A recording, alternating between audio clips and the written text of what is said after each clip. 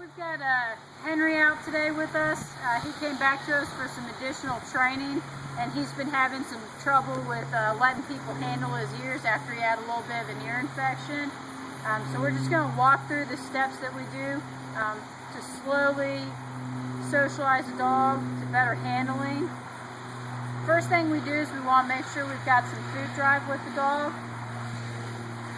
So I'm going to have Henry do a little bit of luring here. You know, he's familiar with doing a little bit of marker training, so he knows what it means to work for the food. Down. Good boy. Okay, and we're just going to give him cues so he knows that he's doing what we want. I'm going to step on the leash here, just keep him from going anywhere. Just going to flip his ear up. If he lets me do that well, I'm going to go ahead and give him a treat. Get him comfortable with my hand being on his head again. I'm gonna look in the other ear. He's gonna give me some kisses. He just wasn't sure what I was doing with my head down there. But you know, you're veterinarian or yourself. If your dog's got ear problems, you're gonna be getting down there with your hand, looking at his ears. We want him to be comfortable with that. Moving beyond that, you know, with medication, sometimes we've got to clean their ears out. I want him to be comfortable with me kind of putting my hand in his ear a little bit. Okay.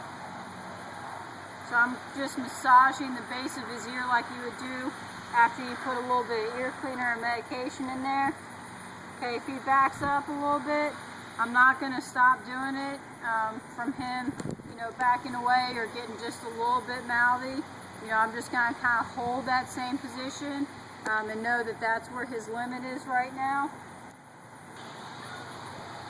If he starts to get a little bit mouthy or pull away or resist from something and I stop, he's going to repeat that, like he reinforced that behavior.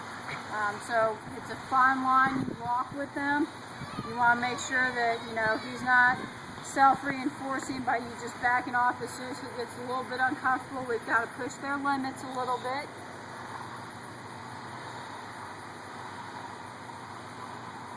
Okay, a lot of dogs will see their ear medication.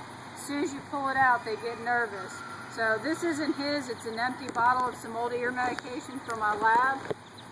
But I want him to smell it, see the treat. I want him to be comfortable. This ear medication, just the bottle touching his ear, being near it.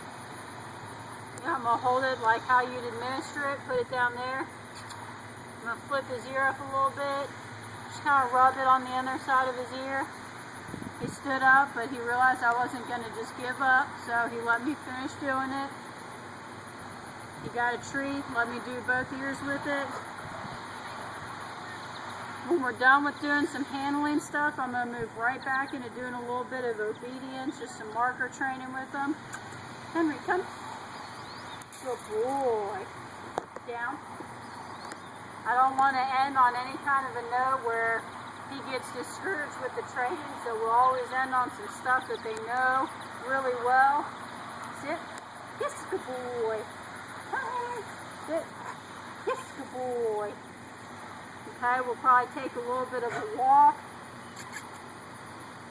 Henry.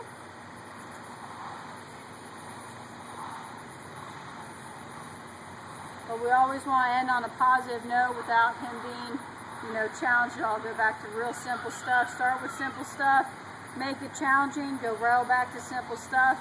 That way they still stay encouraged every time you come out here and do some training with them.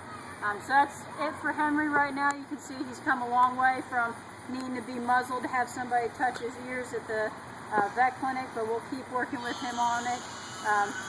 Get him a little bit more comfortable. We'll actually finish up with getting some ear cleaner out and him actually letting us clean his ears a little bit. So that's it for today with Henry.